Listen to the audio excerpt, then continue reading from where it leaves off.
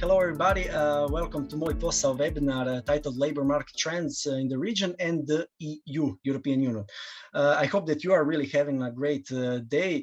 If you are joining us from Zagreb, especially if you are a Dinamo Zagreb supporter, I'm sure that you are having a great day because of yesterday's spectacular victory over Chelsea FC. Maybe you are feeling a bit tired, maybe a bit hangover, but I'm sure that everybody is quite understanding for this today and that you are really joyful and you had a great night yesterday. It's so nice to see you. Or let us say, it's so nice to see so many of you on the far right corner of my screen. As you probably already know, the aim and the sole purpose of today's meeting is to provide useful information about the current trends on the labor market and offer discussion on labor mobility, workforce recruitment and the retention of workers, as well as to give some useful tips and tricks both for workers and employers. In order to achieve this, we have gathered great panelists and experts who have really a lot to say about these topics. So without any further ado, let us introduce them. Our first panelist is Vesa-Pekka Kirsi, a senior vice president and the head of Alma Markets at Alma Media Corporation, a digital service business and media company. Vesku, thank you for joining us and for being with us today. Thanks for being invited.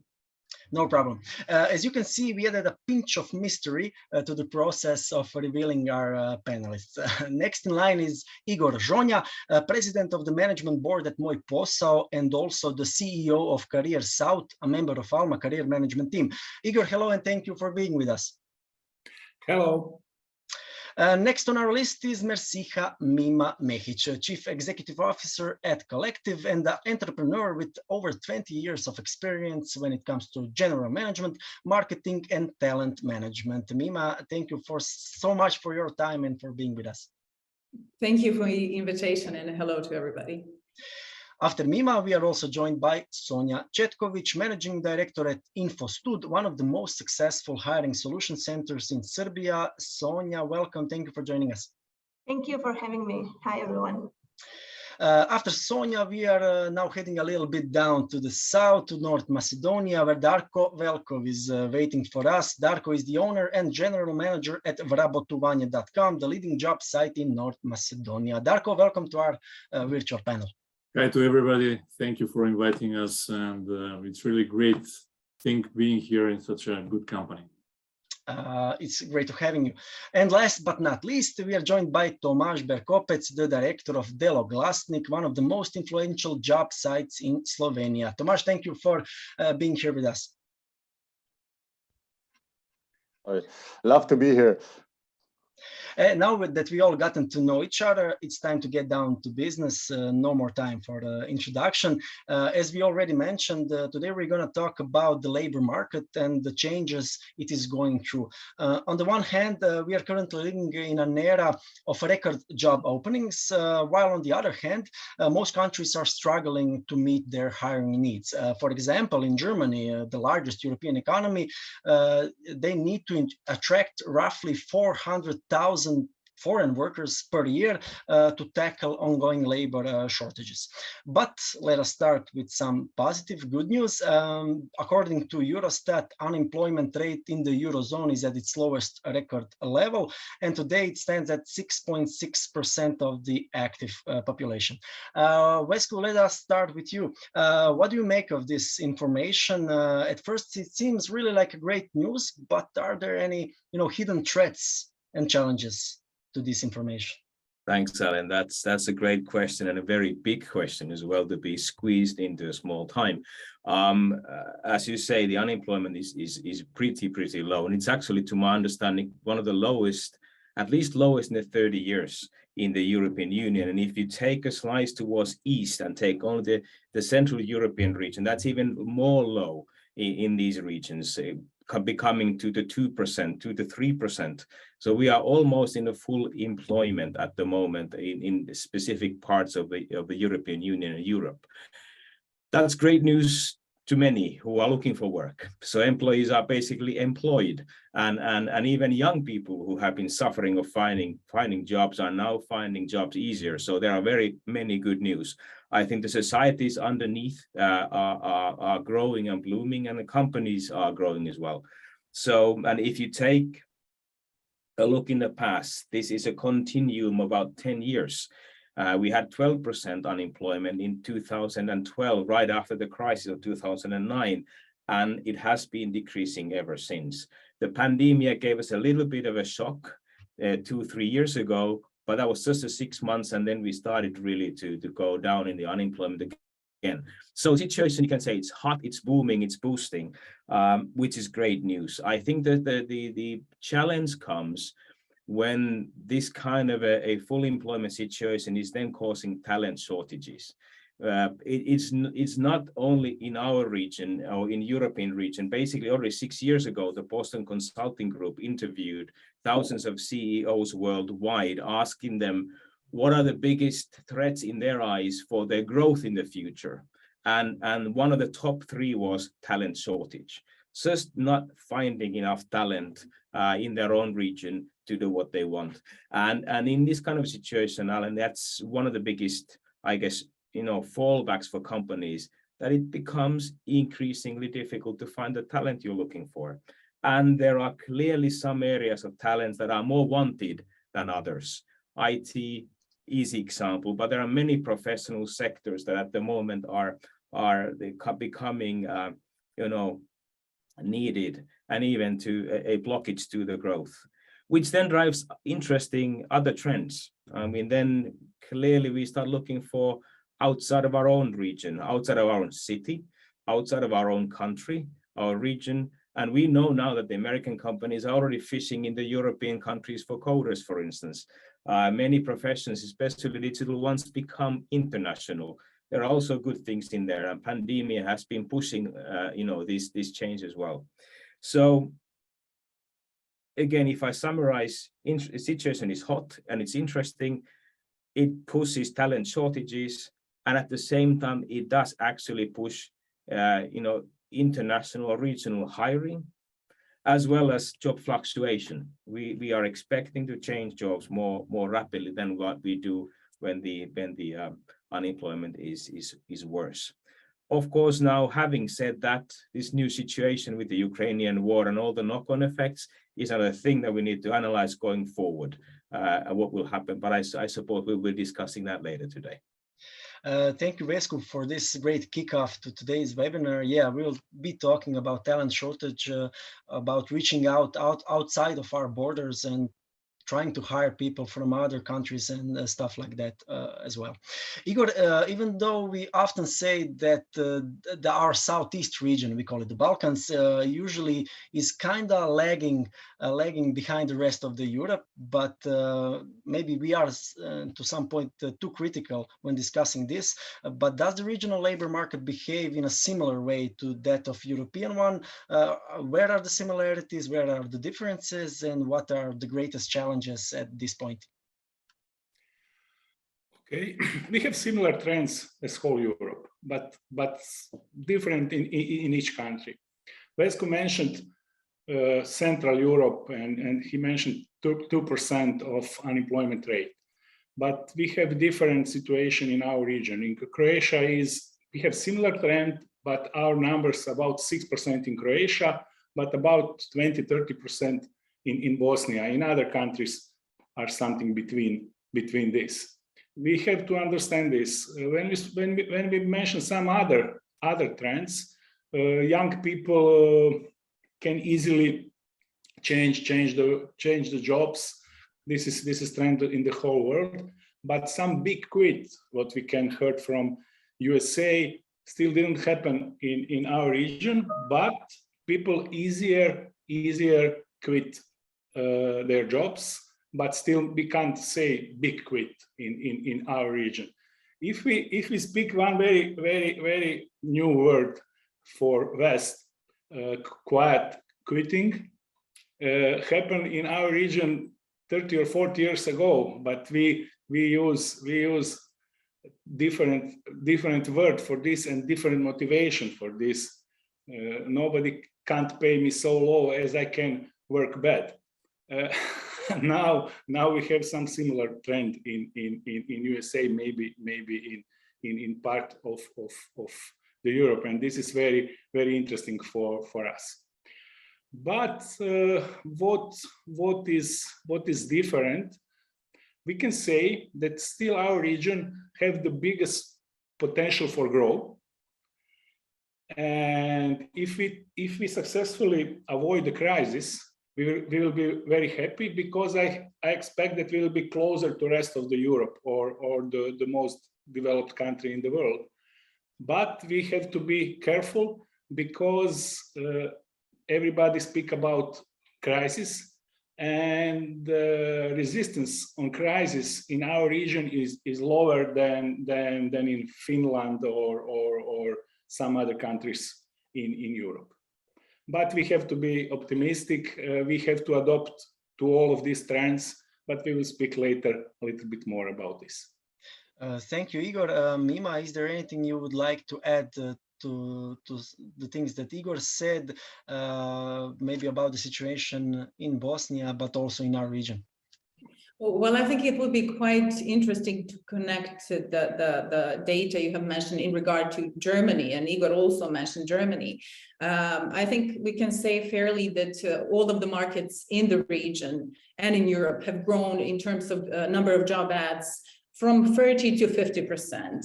But when we're talking about Germany specifically, they have had, in the first 6 months of this year, they have risen 100% comparing to the last year. Coming back to our region, Bosnia and Herzegovina specifically, we are a great source of providing talents to Germany, you know, so whatever is happening in other markets, it will influence us. When we talk about Great Resignation, it sounds like something that's very far away, but based on the experts operating in Germany, the Great Resignation is actually happening now in Germany. So I think it's fair to conclude that some of the changes we have expected are going to happen even before we expected them. Unfortunately, one of the biggest issues in today's economy is without any doubt inflation and its impact on our everyday lives, but also on the world of business. The last I checked the numbers, the inflation rate in the European Union was 9.8%, with prices rising fastest in Estonia, which had an inflation rate of 23.2%. How does the inflation affect the labor market, the workers and their employers? Yeah, that's quite an interesting question, actually, for several reasons. I think it's really important to stress out that salary increases, wage increases, they do not keep up with inflation.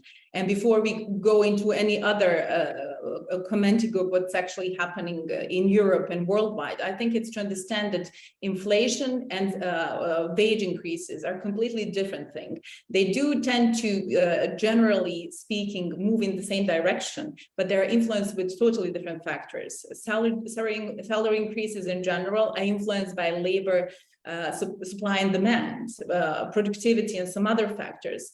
Well, when we speak about inflation, it's basically cost of the market on goods. So this is for the first time in history, actually, that when we mention inflation, that employees and companies are thinking, okay, this should mean a salary rise. There are several reasons for that, because we are in the very specific moment of the evolution of the labor markets globally.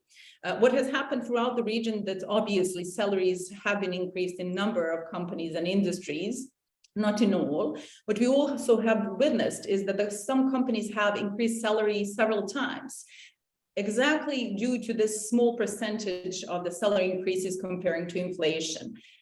Still, somehow there is this impression among experts that a great number of leaders and companies have been surprised with this intensive talk about salary increases.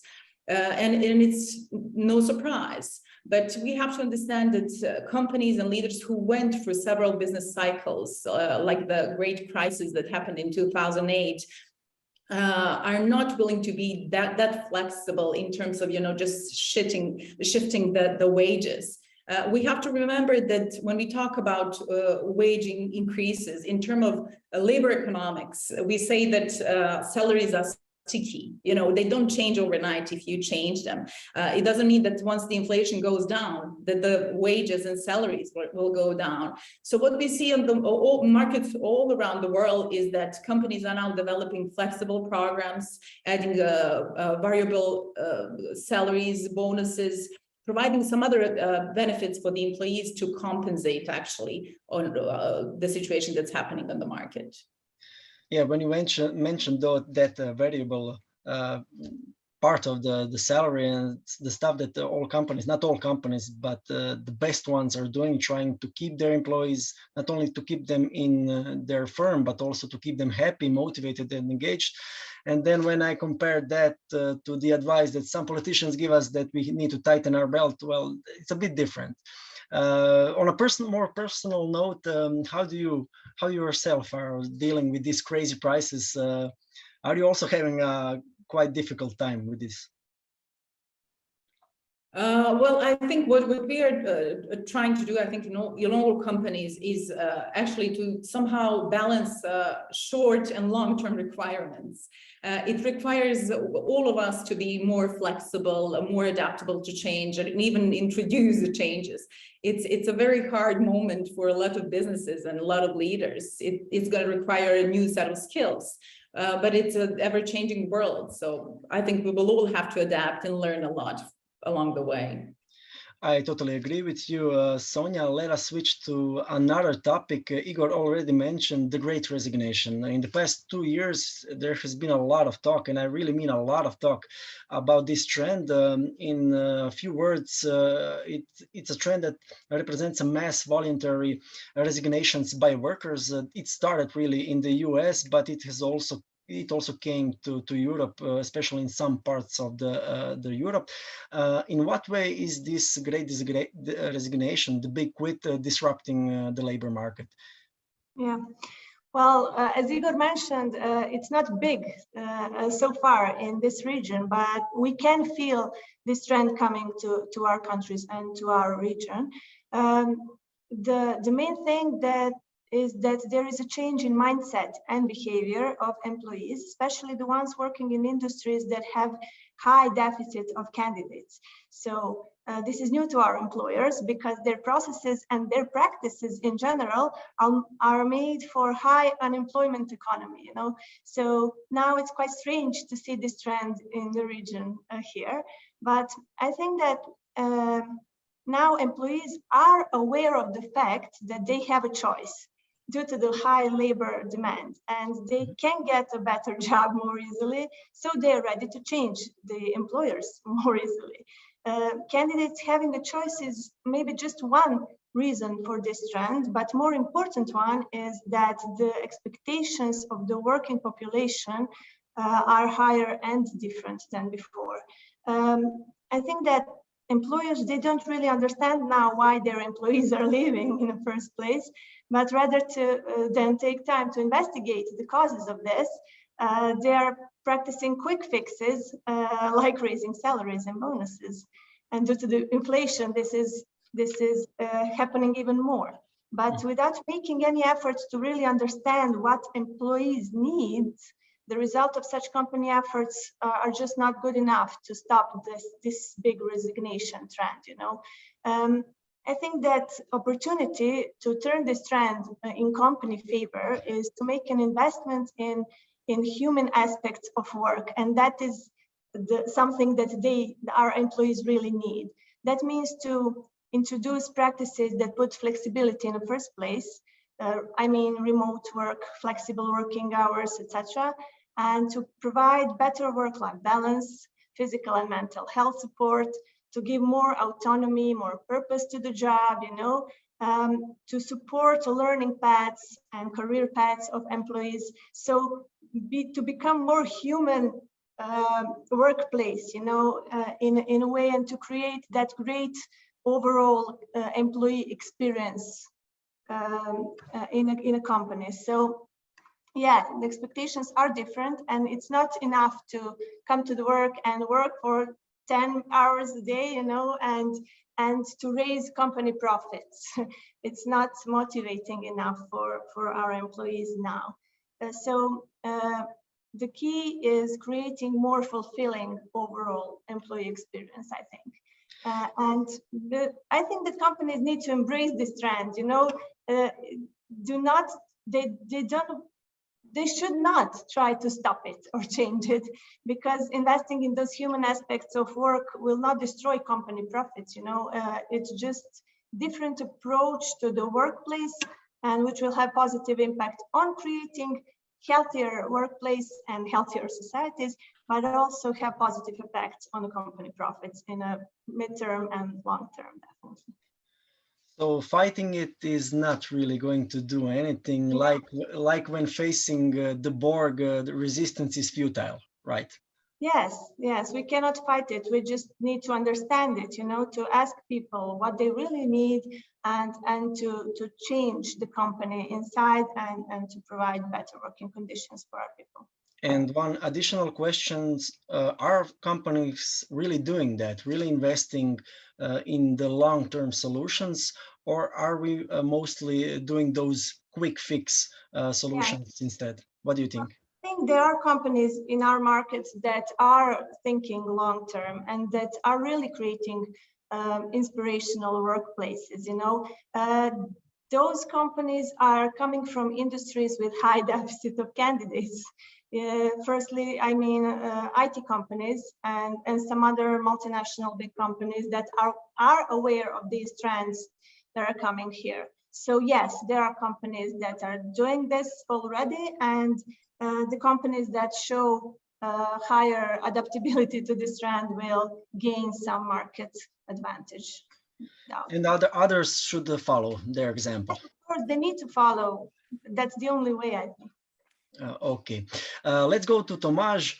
Tomaž, we talked a lot about the big quit, but in the recent months there have been whispers, we can call them like that, of the so-called quiet quitting. Igor also mentioned this trend in one sentence or a few. This is a way of doing our job by doing the bare minimum without, you know, investing some extra effort, without going the extra mile. So we are doing our job, our tasks are being done, but there's nothing extra to it. We are not engaged, we are not motivated. And as Igor said, yeah, there is, you know, a saying or sort of opinion that you cannot pay me as little as I can do as little work in this part of the world. But as most studies show, the most successful companies really have engaged workers, motivated workers that are willing to do the extra mile to, you know, to fulfill something more than just what they are supposed to do. How do you stand on this quiet quitting thing? Where did it come from? We said America, okay, but why all of a sudden is this something that we talk about so much? It's not only in America. We in Europe, as Igor said, we know it. We just go to the government offices and we can see it every day there, which is probably in Finland also, I guess, the practice, where people are not just motivated, but the expression did start in America, since they have a completely different work culture as we have. They in America, in a way, they are defined by their job. They are what they do. So if you don't give 110%, you don't do overtime, you don't volunteer for additional tasks, suddenly you got this label that you are a quiet quitter. But this soon then backlashed back for social media, and especially the younger generation then said that, why should I work overtime and get the same wage when the prices on the market have so increased that I cannot afford to buy a house, I cannot get a mortgage on the house, I have a down payment for my student loan. And also they're then wondering, the whole mentality and the whole culture behind this, the work culture they are having in the United States. But this doesn't mean that we in Europe don't have it, the quiet quitting, because it's something that we also can have in our companies, or we also have done it on our career path at a certain stage. And we must still be very aware of this in this present time. So we can also react. And also, as Sonia said, because of the quiet quitting, this is not good either for the employee or for the employer. This is, for me, it's like a bad marriage then. And you need to get out. Either you get out or you start a dialogue. You take away the quiet thing and you start the dialogue. And if you then find out that quitting is the only option, then yes. Yeah, I agree with you. Yeah, your solution is much better and much more proactive and mature to start a dialogue. You mentioned that maybe some of us, maybe some of you guys have even been a quiet quitter in some part of your career. Did you ever feel so fed up with your work or so unmotivated that you could put yourself in that group at any time at your career? Yes. Really? Yes. And we know what happened. I was working in for a government agency for a couple of years. I just came back from Austria. There was, and it was a completely different situation. In Austria, there was so much stress, so much working over. So the first year, it was very good to be in such a position. The second year, you try to change something. But the third year, either you stick with the program or you go away. So I went away then. But I could see firsthand all those quiet quitters who don't put any emotional effort into their work. And it's a pretty sad thing when you see people that they go 8 hours per day, 5 days per week, 12 months per year, and this for 40 years, the same tempo. It's a pretty sad thing. Yeah, I agree with you, but thankfully to this current situation, workers really have something to choose from. So if they're unhappy, if they're unmotivated, and they want to find something different, some new job opportunity, this is the best time for them. It has never been so good when we look at the statistics of job openings and stuff like that. So maybe this is the best time to, stop being a quiet quitter and find something that will be more suitable for you. Darko, let's head up to you. This is also maybe connected, this next question, to the previous topics. The labor market has really changed a lot, especially when it comes down to the way we work. For instance, just a couple of years ago, it would be ludicrous to think of working from home for most people. That wasn't even an option. That wasn't even a thought in their head. But nowadays, it's a perfectly normal thing. Okay, there are industries and jobs that really cannot be done from home, but majority, or maybe not majority, but a lot of positions is now available to be work performed from home via distance. What do you think about this increasing flexibility of working conditions, and the way we work has changed a lot? So this is maybe also a solution for great resignation and also for the quiet quitting, because if you offer these new possibilities, especially to younger workers who expect them, maybe that is the way to go. We mentioned several things like pandemia, like electricity, let's say, or whatever is happening at the moment. And we can for sure say that we're in a situation of multi-crisis at the moment. It's not one crisis, it's Ukraine or all at once. So I always mention this as a sentence. It's a physical law. Action brings reaction. So that means that we definitely, as entrepreneurs or companies or partners, associates and everything, we find solutions and adapt, like my colleague Igor said. So we have to adapt. Action brings reaction. That means that finding flexible or be more flexible than we were before definitely will save many businesses. So let's say that as you mentioned, in some industries, yes, this is possible, of course, but in some, still not. We have to think about many industries, like, I don't know, let's say daycare for children, or health state agencies that we need to go there, or care for older people. We cannot do that online, But there are industries like call centers, like IT companies, like digitalized banks. Let's say we now can see all these services. They are very digitalized. We can sell from home. The sales can continue like it is now. Online sport activities are now very developed. I mean, trainings, education, and everything. This is highly recommended to be online now and to be flexible for your employees or for your businesses. But still, there are industries who are, let's say, who cannot at all adapt. We must think of those, and we must be prepared what will happen in the following 5 or 10 years. So, but in both the cases, we have positive and negative effects. Let's say first-time employee. What is happening with a first-time employee when he is employed in online business, let's say, and he cannot be in the offices with a certain company that he is working, and the statistics are showing that they're quitting very fast, and actually they quit their jobs very fast, much faster than it was the previous way. That means that they never connect with the company, with the brand. So we have psychological effects that will definitely make other changes into our society.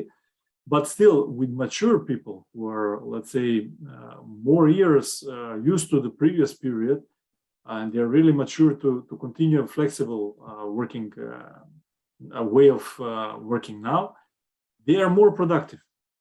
So we as companies, we must find a way how to measure the productivity and to be much more flexible. So that means that sometimes one way is adaptable for me, but the other way cannot, and I'm still waiting for the times to change. That's why I say we can change like the terrain is. If we are a vehicle and if we think like that, we can change very faster and adapt on the terrain. On this multi-crisis that is happening, I'm aware that crisis will come. Not just now. It was previously many centuries, many years, all the crises are happening. But it's a matter of how people are thinking that they can survive and they can adapt. So for me personally, this is a chance to grow. Would you say that how to grow? Would you say that then companies should take a more individual approach when hiring and when offering their benefits? Because in the old days, maybe 5 years ago, old days, most of the employers had the same, benefits, used the same benefits, worked on in the same way. But nowadays, when people are really, trying to find their own path, find their own way, would you agree that then companies should really, individualize that approach and offer different things to different people that will match? Definitely, yes, because if we measure the productivity level, I know people who can do all the things in 2 hours. I know people who cannot do the same things in 2 days. So it's not measurable. We can measure only the productivity. And this is what we have to do it much faster than waiting for the trends to come to us. Okay. Definitely. And one last question for you, and then we will go to Vesku. Are you more of a working from home person, working from the office person? I definitely want to be with people. This is my choice. I enjoy being with my team and I enjoy next to them in good and in bad. That's my way. I want to be with them. Okay, so office guy. Vesku, before we turn to you, I just wanted to mention most of our viewers have already probably noticed that we have a Q&A section. You can write down your questions. We are not really sure if we will have enough time to focus on them, but if we manage to go through all of the questions that we have prepared, all the topics, then we will be glad to answer your questions. So feel free to write them down. And even if we don't find the time, we will deal with them and maybe write them down on our posao site on the other side. So there is a way of dealing with those questions. Vesku, as we mentioned, the job openings are near a record high, but we are dealing with the shortage of workers. Are employers, because of that, starting to lower the ladder when hiring? And if they are doing that, how is it affecting the labor market and their business? Well, that's again a very, very large question, and thanks Sonia and Arko for opening those phenomena that are happening around us at the moment. I think we can all agree that in our businesses, machines are not replacing still people, and the human capital is a key. They are key to us in our businesses, and they're key to the viewers and their business. And so therefore, we all want the best, and we all want the guys that we need for our business. And at the same time, I would state that no resource are anymore a country specific. Even though we of course know that many jobs require locality and they are local jobs, when it comes to high demand employees, they are already, you know, multinational, or they can be hired, and that of course builds up the competition and makes it even harder to move forward. I don't think there are any quick solutions to this. I think this requires systematic and long-term job work in the companies to really answer that, because yes, lowering the ladder of employment is one step. That means that you are taking in junior skills, which is okay. That's one method of building your own personnel, but then you have to have a training program, how to actually help those junior skills to become senior skills and to become what you want. If you really need a professional, it takes you 3 to 4 years to train him or her to that position. Education and upskilling is a great way to actually find new people or have people for your needs. And that's in use with many companies and corporations. We do that in Alma all the time with our coders, for instance. We hire straight from university. We call them, we have a junior program, and then we train them, you know, give them very good, you know, tasks to give and a good guidance for 2-3 years, and then they are seniors. And then someone comes and steals them. That's usually what happens, or at least that's the threat of happening. And to me, the question is, how can we, or how can you, as companies, ensure that your employees are happy when they are with you, or how can you attract the new employees? You know, that to me is how attractive are we as employers. Employer branding, I think, was the you know, title of this kind of a work already for years. It sounds a little bit like marketing to me, employer marketing. Let's make a great story out there and attract people, and then we have them. I don't think this can be done on the surface. Sonia, you mentioned this about human thing in the workplace. I think building constructively and in long-term interesting company takes constant effort. It's not a one trick, it's not a one show pony. You have to invest in that and really become attractive. Nowadays, as the competition, I know I'm repeating myself, but as the competition is becoming and is already international, you're really competing against very good companies. And the opportunities that, you know, maybe an American company or European company can provide to a local company, it's a tough competition. Luckily, the local companies have also very attractive, you know, opportunities to offer. And there are good reasons for that, for people to want to stay local, but the competition is high. Therefore, in my opinion, companies need to invest in their own operations long term. They have to be and become attractive to the employees, existing ones. If you can maintain your own employees, that's a good sign that you can attract also new employees. If you cannot hold to your own employees, that's a likelihood that there's something badly wrong in your own operation, and you really need to invest in that. So to me, this is all to do with hiring or training those skills, but that both requires a good long-term planning on your talent skills. And a lot of patience, as we often mention, employees are the best brand ambassadors of our firms. So if they're not happy, if they're not, you know, promoting us, then there is probably something wrong in Denmark. You know, something is rotten. Igor, Vesco mentioned another topic. The attractiveness of you know, our region. You are the CEO of Alma's Career South, so I believe this is kind of a perfect question for you.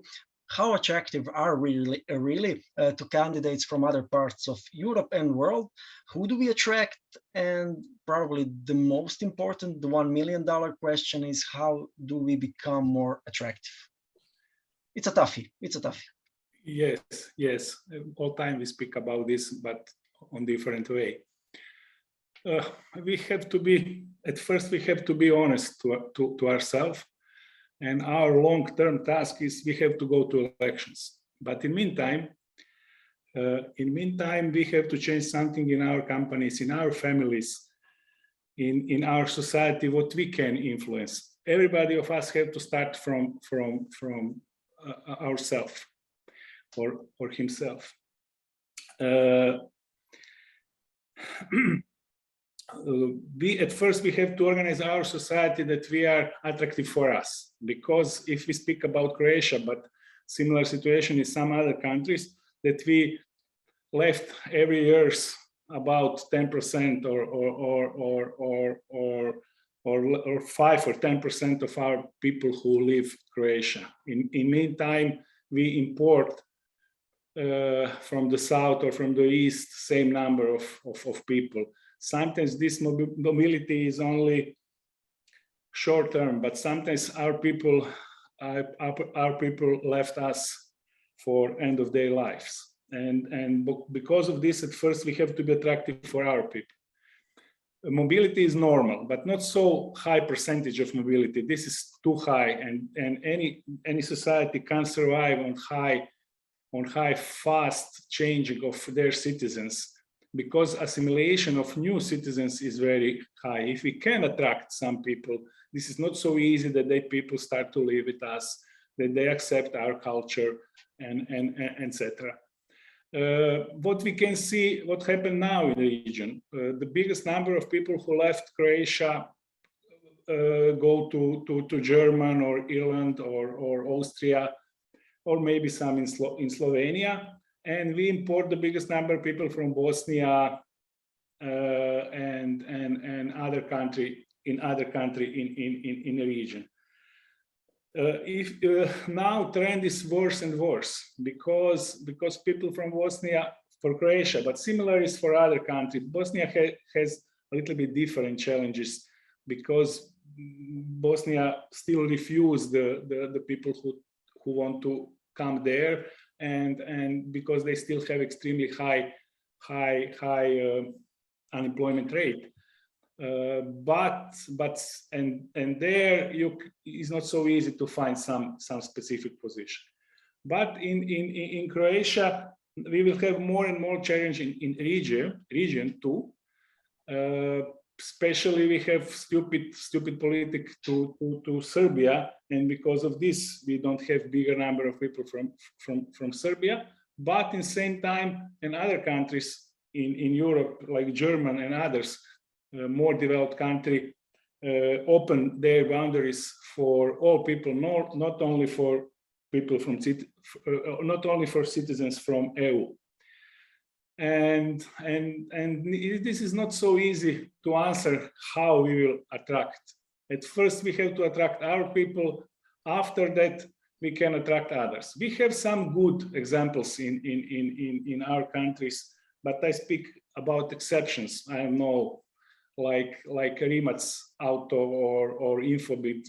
This is very innovative companies who can or who attract people from whole world.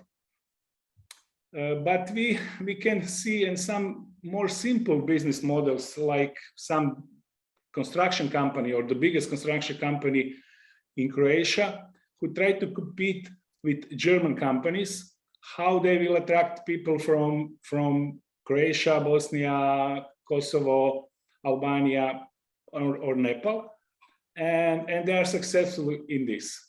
And maybe we have to learn that we can do this, we can change ourselves. This is not so easy, but we have to adapt on the market. We have to listen to people. We have to see what is important for them. I don't know, for some of them it's very important that they are close to Bosnia. For some of them it's very important to earn some money, for most of them. And very interesting how Kamgrad, this construction company, fight with German company with less money, attract more people because they give to these people something else. And this is very simple business model. I think that in all other models we can copy this. Yeah, we have to find maybe our own lane where to drive, and find something that is special and when it comes to us, and that some other countries or firms in those countries don't offer to workers. Yes. They offer very simple things. They give card to that people. They can visit Bosnia every weekend. They give hot mail. They calculated how much they will earn in Germany and how much they can earn in Croatia. And when he did calculation, he offered a right measure. He offered less than company in German, but they understand that they will earn more in Croatia and they will be more satisfied in Croatia. This is some very simple case. In another cases, Darko mentioned productivity. Mima mentioned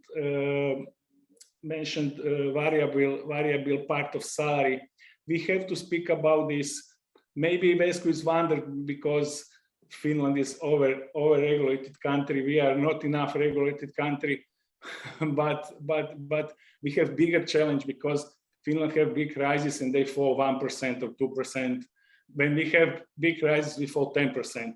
This is bigger volatility in our region than in the rest of the Europe. And because of this, we have to have systems which can be better adopted to our region. But in the same time, this will happen to us in short period. But in the same time, we have to build all other things for long term.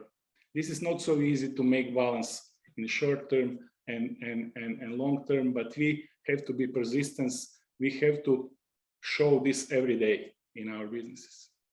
Yeah, this is really a big picture question, not only for individual companies, industries or stuff like that, but also it is a large political question. So yeah, Mima, we are talking about the attractiveness of our region, but also of particular employers. One of the things that has also changed a lot in the last couple of years, and we have been seeing that on Moj Posao, also you have been seeing that in your countries, is the difference in approach when targeting candidates, when creating ads, when conducting selection processes. Is it fair to say that the old ways of unimaginative ads, of always doing the same thing, using the same keywords, is something that really belongs to the past and is no way functional today? I think it's fair to say that the only thing that is certain that everything is changing. Yeah. And as Vesko said earlier, that goes as well for advertisement and selection process. But what I think we all agree, it's easy to talk about selection when you actually have candidates, and the selection process has been a topic a few years ago or even a decade ago. I think we all, on all markets, we're facing with the fact that there are no candidates. And in terms to what Igor was mentioning earlier, I was thinking, here we are, all of us, we are talking about this enormous major changes, and probably to the people who are listening to us, this might sound a little bit black or dark, or that it creates a state of fear. And on the side, I'm watching the questions that we are receiving, and there were actually two in regard to massive layoffs and the movement of the labor force throughout Europe. I think it's really important to stress out, and this goes for every single process involved in human resources. Western Europe is facing labor shortages, and in terms of thinking massive layoffs happening in Europe, if they're happening around the world, I don't see that they're going to happen to that great extent, not in all industries, because as you see, we're talking constantly about labor shortage. Western Europe is facing labor shortage. So what companies and corporations are actually already discussing is about how to bring or how to import 55 million of unemployed people from Brazil, South Africa, and India. Companies wouldn't want to do that unless they had a serious problem. And we're talking about the companies in Europe. I know that some of those things sound like science fiction, but that's the reality. So just to make sure that, our viewers are resting assured that, we will all have to work on our skills and, probably pre-qualifying in terms of different industries. But to get back again to your question, you know, in terms of what has changed in recruitment, I think that the way how and where we work and how we live has completely changed during the pandemics. It has influenced the periods of intense digitalization, artificial intelligence as we speak. You know, we're having a webinar. It's a very small thing. It saves costs. It's very practical. But on the other hand, the very important thing Sonia was mentioning and Igor earlier before, it's actually the entrance of a new generation of the market. It's Generation Z, you know, and if we are talking about what motivates people, how do we attract them? How do we keep them in the company? You know, how do we ensure their retention? Everything has changed because Generation Z, which is basically the generation that was born from 1997 onwards, has completely left the traditional viewpoint of we work because we want to live better. The reason why they work is because they want to feel good about their work. The social impact that they're making for their work is very important, and they do not work for money. So I think that in this context, you know, pandemics and COVID, they have brought some other crises, but the new generation and their intrinsic needs are going to shift the selection process, the way how we attract them and how we keep them. In terms of speaking about the motivation, I think that the whole concept of the pyramid hierarchy of needs, you know, has shifted upside down. They don't care about security. They don't care about safety. Their basic intrinsic needs are practically belonging, self-actualization, and, you know, everything is self-centered. So I think it will bring a huge shift in our companies. I agree with you, and there is also a question about those employers, those companies run by people who don't see eye to eye with you, or refuse to see eye to eye with you. What will happen to them if they don't accept the fact that newer generations are coming, that they won't be changed? Like, you know, older people, when I think about the generation of my parents, they always used to talk about the new generations in a bad way. And now when I have a son, I also, even though he's quite little, but I also, when I look at these younger generations, you know, school kids and stuff like that, I also feel like I'm, you know, becoming a bit bitter. So it comes with an age or something like that. But do you feel that those people, those companies that don't accept that refuse to accept that, will eventually, you know, perish, or they will not probably have a success when it comes to dealing with those younger generations of workers, millennials and Generation Z? Well, I think that leaders and managers have already felt this pressure, you know, throughout the years, because people who are leading people have actually been leading different generations for quite some time. It's just now that it's getting more and more interesting, you know, in terms of that basically if you're leading people, you have to educate yourself, you have to understand the new generations, you have to learn and learn more. It never stops. That's the interesting part. But I think that, you know, it's really hard to predict what kind of innovations are going to happen on the market. Igor was mentioning recently, you know, how attractive we are as a countries, you know, and I think there's always unexpected element that can come. I have read a few days ago that, for example, Croatia is #2 after Japan in the digital nomad movement. Worldwide, you know, in terms of bringing nomads who are working digitally from your country. You know, Croatia can easily do that with the beautiful coast.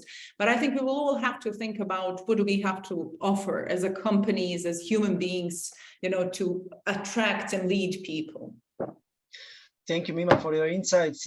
Sonia, is there anything you would like to add to this topic about the workforce and the changes that the newer generations brought to the labor market? Well, yes, everything that I mentioned before when we were talking about the big resignation trend and factors that are driving this trend are even more present when talking about younger population, you know. I think that the main difference is when they first entered the labor market, you know, they did not feel what high unemployment means, when people are happy to have any work. So the markets in our countries are far more open than before. The technology introduced remote work, made the labor market global. So they are aware of the fact that they can and they should search for a better job if they're not satisfied with the one they have now. Also, I think that they're raised differently. You're talking about kids now, but we are raising them differently, and people that are entering the labor market are raised differently. They're not shy in communicating their needs to employers. They're not shy communicating their expectations to the management. And they're not shy to show that they highly appreciate and value their time and work they're investing in a company, and they're not afraid of uncertainty, of changing the job. Older generations are a bit afraid of that process. Okay, I'm afraid if I can find another job, but they're not, because they're more open to gig jobs, remote jobs, more ready to start their own companies, their own startups. They know they will have income, and they will do something, and there are a lot of ways for them to gain incomes now. So they're not afraid as we were afraid when we started with our first jobs. Also, I was talking about it earlier. They have really different expectations. They don't want to invest their time and their energy in getting profit and money for their employer. It's not motivating enough anymore. They need to have a purpose. They need to have a wider purpose to connect their job maybe with the company values, or with company strategy, or maybe mission and vision of the company. So when we're talking about big quit and quiet quit, especially, we said that they don't want to invest any emotional or additional effort, right? But I think that younger generations that are not big quitters, but they want more balance in their life, because their job is not the most important thing in their life. It's just one thing in their life which really matters. So they don't want to invest that much time and energy and don't have energy for other things in life. So I think we are entering this new trends and new era maybe of work, because we don't want to anymore to invest our whole lives in our careers. So yeah, I think that's main thing. Yes, when talking to younger generations, I totally agree with you. It seems like their career really doesn't define them in any way, and this quiet quitting may be sort of a protest against the working conditions, about being not treated fairly, and things like that. And it is maybe a way of showing their bosses, their company, that things should be done differently to keep them satisfied. It's not popular to say to employers that are watching us, but I like this trend in a way, because it's more human, and it should be like that, because we were working for decades in a high, I don't know, in conditions that are really tough for every person to deal with, and we needed to really invest ourselves in our careers, because it was we were supposed to do that. Our employees were expecting that from us, and it shouldn't be like that. If you think people shouldn't live like that. So I like this trend in a way. I know it's hard for companies. It's hard for me as a manager, to create that good balance in a company. But on the long term, I think it will really define healthier societies in our world. Yeah. Times are truly changing, and yeah, it's getting a bit more difficult for the employers, but yeah, it's much more, much better for workers, and Yes. we are all in a way workers working for some company. When you were describing, we're all workers, yes, of course. Yeah. When I was listening to your description of this new generation worker, I am a millennial. I think I belong to this generation, if I'm not mistaken, but I don't have so many traits of them.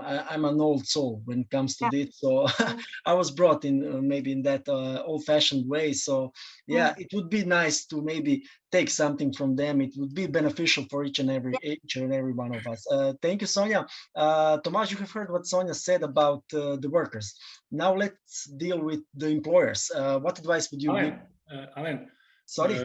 Yes, Igor. But Sonia mentioned good part of, or good side of new challenges. But earlier, Tomasz mentioned bad side of new generation, because most of them have too high loans for university and etc. We don't have this part in our region, but we have another challenge in our region, because people can't take the loan and they don't see how they can start live without our parents.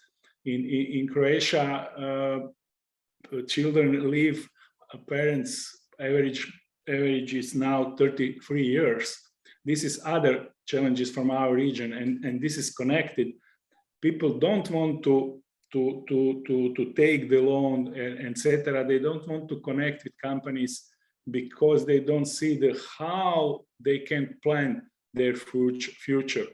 And this is big challenge. Sonia explained good part of this, and very nice that people open, that they don't have other problems. When unemployment rate were high, we didn't know how we can find our jobs.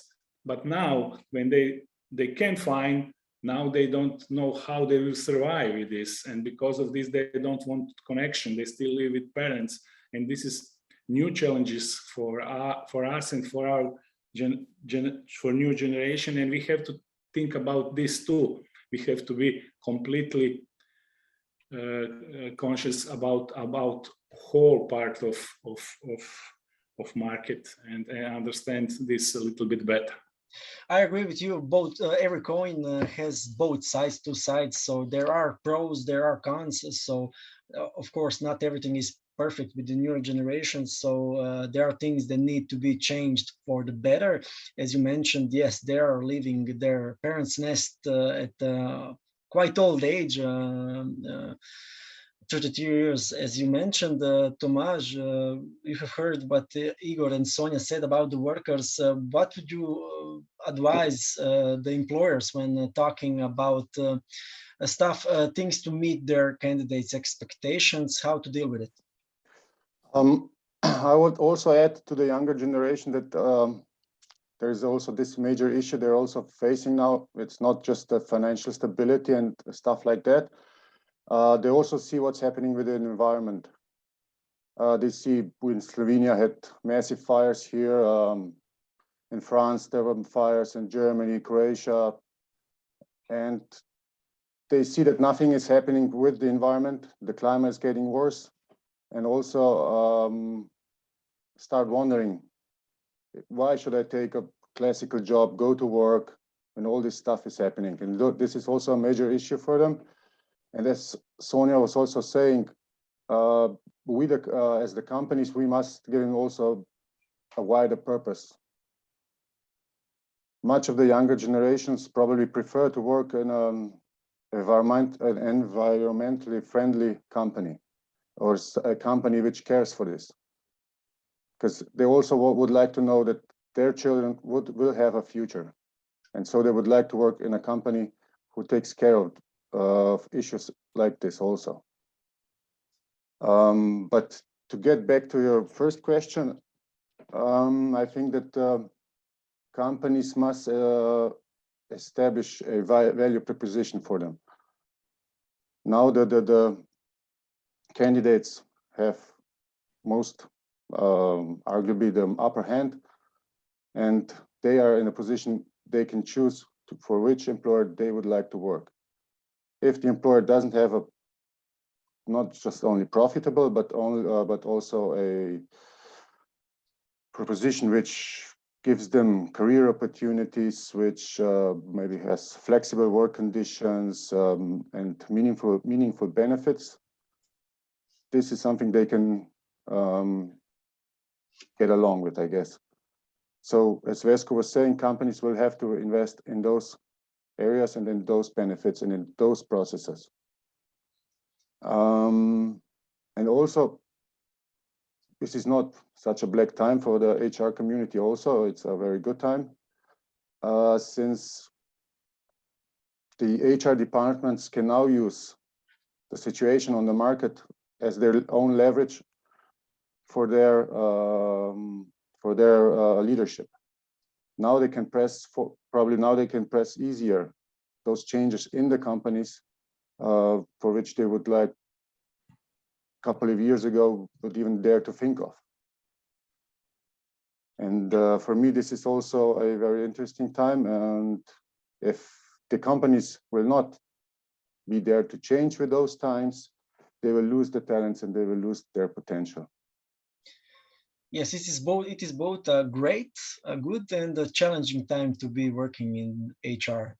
Their role is quite bigger, quite more important maybe than a couple of years ago, but also their responsibility, their strategical importance is quite big nowadays. Yeah. So they have to use their role now. Yeah, with great power comes great responsibility. Darko, at the very beginning of today's webinar, we have mentioned, and we have mentioned it since, this record low unemployment rates. So there is a large need to headhunt or to activate those passive candidates, people who already have a job, maybe they are happy with their job. So, but we have to, or the companies who are eager of hiring those people need to attract them in some way. The big question is, also we have a couple of those big $1 million questions, how to attract those passive candidates, because when the unemployment rates are so low, there is a need of, acquiring those types of workers. One of my favorite subjects. There are passive candidates in the administration also. So in the public administrations, there are a lot of passive candidates. We need to do something there. Just kidding. We have to give them also a chance to come into the private sector and to earn more. This is one of the solutions. But if I would be a person that would have a power to change things, I would call this project like building a modern workforce that we need, let's say. And what would then be the challenge? Let's say that in Macedonia, we have around 14.8% of unemployment rate, which I personally don't believe that it is truly. I don't know how they measure, but we have passive, formal, passive, informal. So let's say that this is the statistic, 14.8. What we need to do is that there are non-active around 770,000 employees, non-active people at the moment. That means that one part of these people definitely will never work. Whatever you do, whatever project you find, they will never work. One part definitely work abroad. They are still on, but they're in the numbers, but they're abroad. One part are women housewives, let's say. And this is the real truth. So we need to find for different types of different groups, we need to find a different approach. My project, if I would be a person who can change, building a modern workforce, will be in 4 stages, in 4 steps. The first steps will be to give the chance to work for the state or for the private sector, for these non-active people. That means that if they choose to work for the public sector, they need to get an attractive package for not paying some certain big taxes. This has to be very attractive, so they can choose to start helping to the government and itself. The second thing is that you can also choose the known 8 methods how to make a flexible arrangement. And we definitely can make these 8 arrangements in the non-active people, passive. We have hybrid work, we have telecommuting, we have remote work, we have condensed work weeks, we have flex time, we have part-time job, shift job, and job sharing. So these are 8 known. Imagine that you can give to non-active people some opportunities to choose. I believe that there are a lot of people who will definitely choose. I can definitely see, let's say, a housewife that can do a part-time job for some community as a call center. This is possible, you know. It's you need to give them chance not to work the full time, but to have combination of all this for different target groups, different combinations. These are the only 8 methods that are flexible, known as flexible methods. We can use that to match them between the target groups and the known flexible arrangements. If they choose some certain project, let's say part-time, I want to be a housewife and work as a part-time, then the company will start building the competencies for the candidate. And of course, they need to upscale them with the expectations of the company and the expectation of the candidate. They need to slowly go to this long-term, as Vesku and Igor mentioned, long-term planning. They need to together to find what is their long-term planning, the both sides. And then we have people who will personally want to make long-term planning, because we will give them realistic aim at the end of the day. And parallelly, we are building their competences that they didn't have before, which is very unique for the state and for the non-active people. This is the way how to learn competencies and to become productive. They feel better like this. And the fourth step will be something that has to be, let's say, homework for the companies. Every company must make a strategy for digitalization, digitalizing their own processes. Of course, this is a homework of the companies by itself and a homework for the country. Country needs to support the companies to make a plan how to, let's say, if they speed up the digitalization, to give them some kind of subventions, you know, to speed up things.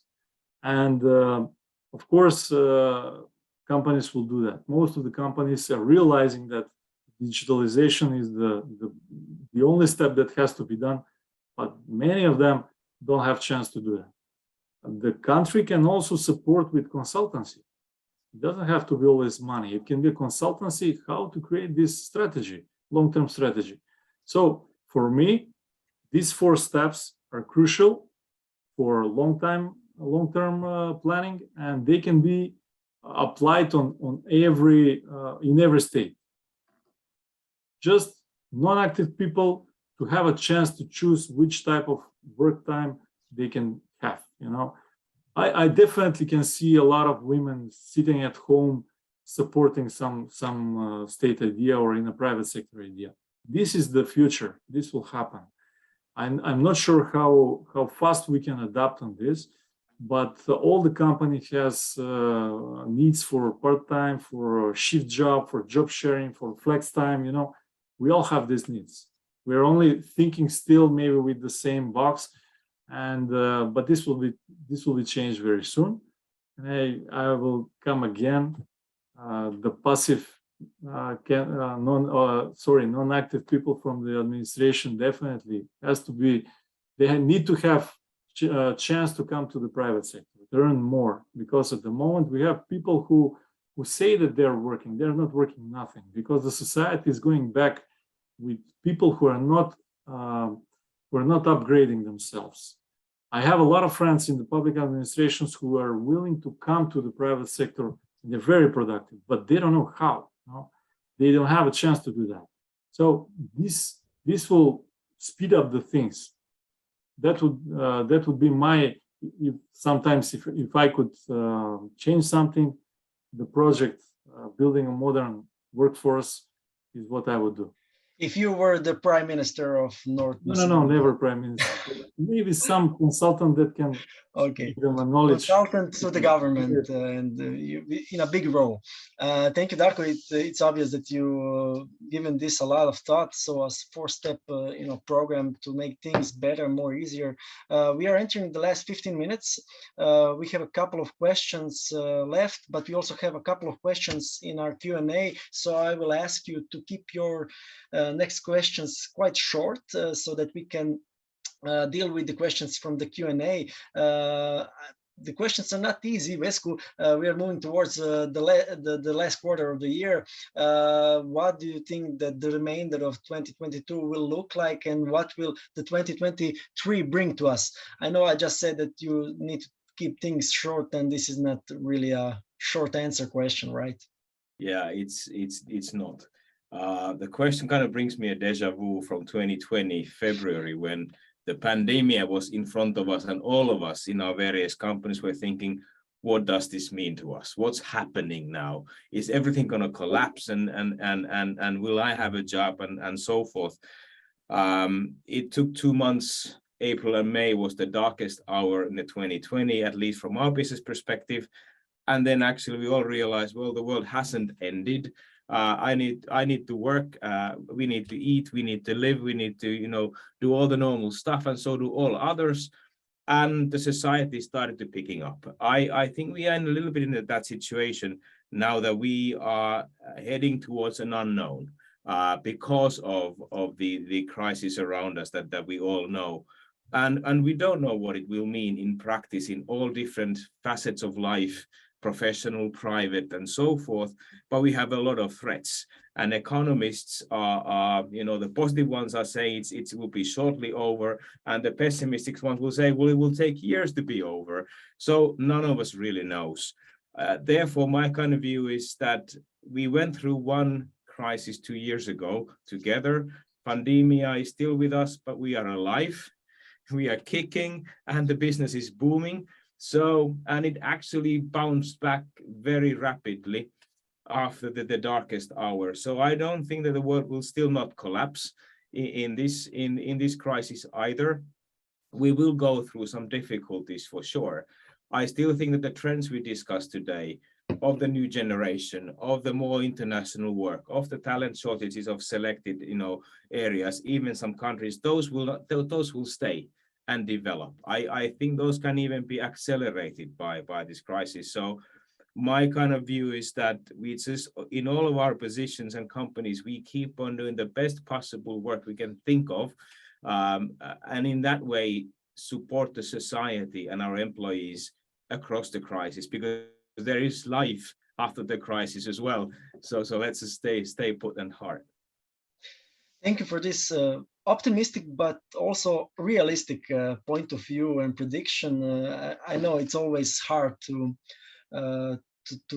see in the future, to play the Nostradamus role, but thank you for your insights. I believe that this would maybe be a perfect way to end this part of our webinar, and we also have now 10 minutes left, so I think that could be just enough to answer those questions from our Q&A.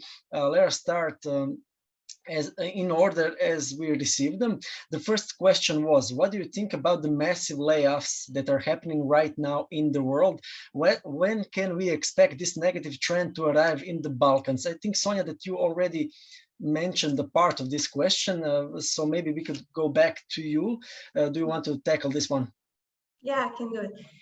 I think it's an opportunity for us because the crisis is hitting the biggest economies, right?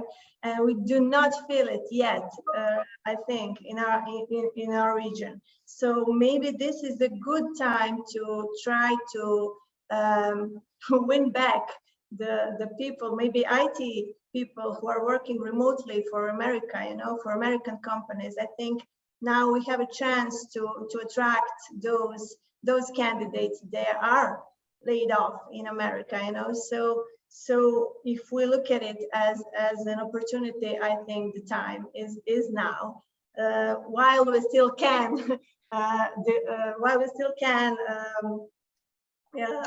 employ new people. So when it will hit us, I don't know.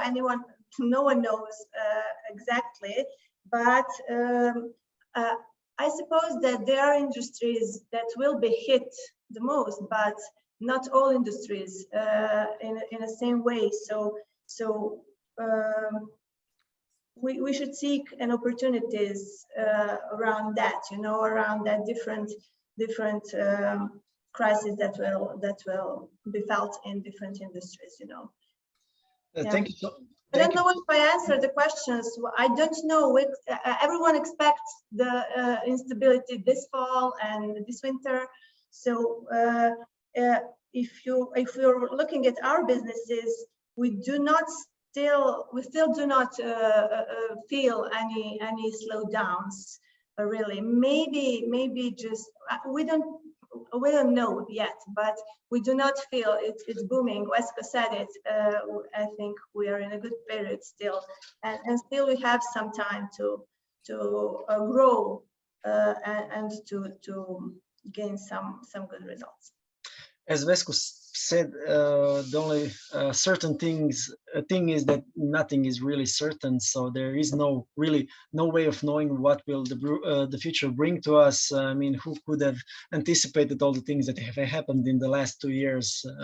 So yeah, it's quite difficult to answer this question. But be fast, to act fast now, because now is the time that we can do something still, because the crisis is not quite big here yet. I agree with you. Igor, there is a question specifically for Croatia. Croatia is heavily lacking vocational staff. What do you suggest how to solve this shortage which is bigger from 1 year to another? I speak about this probably about 15 years, and we try to make some changes with our government and etc. And we will be persistent in the future, but in the meantime, companies can't wait on our government. Our government are slow, or they don't want to resolve these problems because they enjoy in their life. And what I can suggest to employers, we have to be more brave. We have to be more brave. If we can't find people in Slavonia now in Croatia because people from Slavonia escaped to other part of the Europe or world, and now they don't have enough people for them, we have to go further. 8 years ago, Mima and I start to think about 2 different things.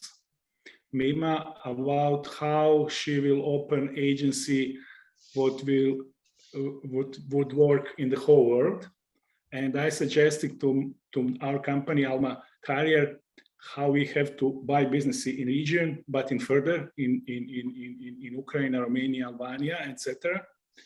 And how we'll import people from south and east and export to our countries and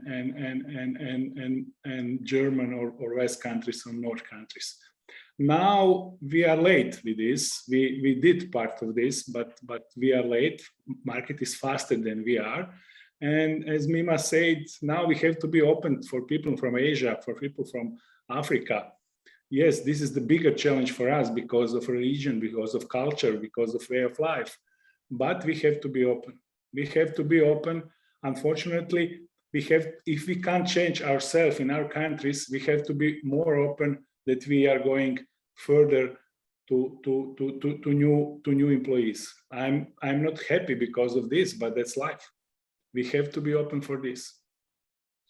Thank you, Igor. We have a question, I suppose, for Mima also, because the question states, do you have any examples of companies' adaptation due to a current situation in Bosnia and Herzegovina? If yes, what's in it? What would be that company, that example? Well, I would say we have a lot of examples. Obviously, they are not out portrayed in media, perhaps. But we as a company know a lot of cases, but it also depends about what industry are we talking. Because when we are talking about adapting to new situation or, massive layoffs or employee shortages, different industries and different size companies have adapted differently. What we have witnessed during the pandemics, there was enormous layoffs in the industry of, the tourism, hospitality, gastronomy. And then after the pandemics, all those people were about to rehire, but there was no people. People have changed industry. They could pre-qualify themselves and move into logistics. They just don't want to accept the same risk of, having to be laid off again. So it really depends on the industry. What I think is maybe it won't help the company or the person that asked the question, but I think it's really important to understand this phrase of think globally, act locally. I don't think it's going to work anymore. Vesku mentioned it on the beginning. I think we've already entered the era of internationalization. We're using international platform as we speak. We use social media that are international. There is this huge era of international companies coming and providing services on different markets. So for the businesses that are not connected internationally, it's going to be really hard to fight, because we as a connected network, we can easily tap in and see the resources in other countries. If you're a smaller local business, it's a very hard task, to fight against every other possible war in your small region. So I think for all of us, it's really important to understand that nowadays it's not just the local market. We're fighting on the international labor markets. We're fighting international competitors in our businesses. Thank you, Mima, for your answer. We have only one question left. So Tomas, Jor, Darko, you can raise your hand if you want to answer it. The question is related to the prediction of movement of workforce in the close future in the EU. Who would like to say a few words about this topic? Don't make me the bad teacher who has to. Yeah, okay, Darko, thank you. Definitely. The electricity case is definitely a big challenge at the moment. So it's not only happening in Macedonia, it's happening everywhere. So it depends. Every country has its own price for the megawatt per an hour. That means that the biggest industries will definitely, nobody knows what will affect on them. My estimation is that, let's say in Macedonia, I believe that bigger companies will start somehow to find other strategies or to lower workers. This is my opinion, and this might happen, let's say, maybe December or something like that. This will happen probably in other countries that will affect. So that means that the working force cannot travel everywhere they like. So it doesn't mean that Germany or other countries will need 400,000 people every year, because they will have their own people who will look for a job. So I hope that this will not happen. I hope that this multi-crisis will find a solution, and that this is only, let's say, pressure for sitting and making an agreement. But let's say that if this happens, to answer to your question, that means that maybe the crisis will probably stay till the beginning of the next year, let's say March, April, something like that. And I hope that those people will physically really fast adapt on the challenges that we were talking and the possibilities, because at the end of the day, we never had so many job ads like this year or previous year, never. So this is also a chance. We all talked about this. Yes, things are changing, things are moving, but we also have to be very optimistic again at the end of the day. We have to change, and we have to see, we have plenty of job ads, never before. So this is a good opportunity also. I'm always optimistic, I always want to see like that.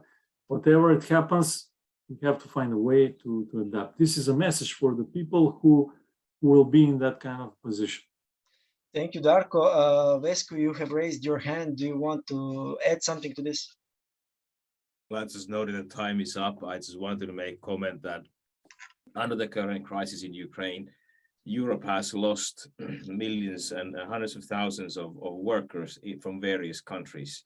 So movement of labor is in go now, and we don't know how long-term effect that is.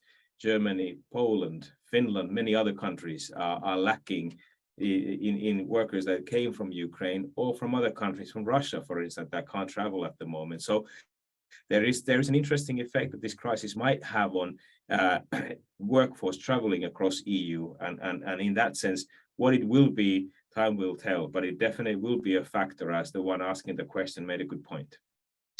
Thank you, Vesko. There is also one comment that we could read. I think it's important to read it. The time has come when employees don't want to be slaves, and perhaps the time has simply come when employees don't want their lives to be spent at work. This applies especially to parents and young people. Because of this issue, we have immigration and a lower number of births. So this is also something in reference to Sonia's comment before about the big wheat and everything that we talked about today.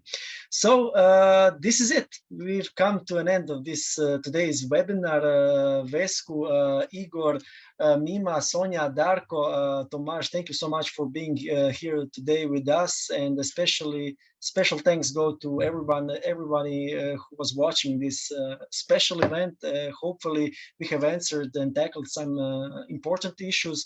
Hopefully we have gave some useful advices both for workers and employers.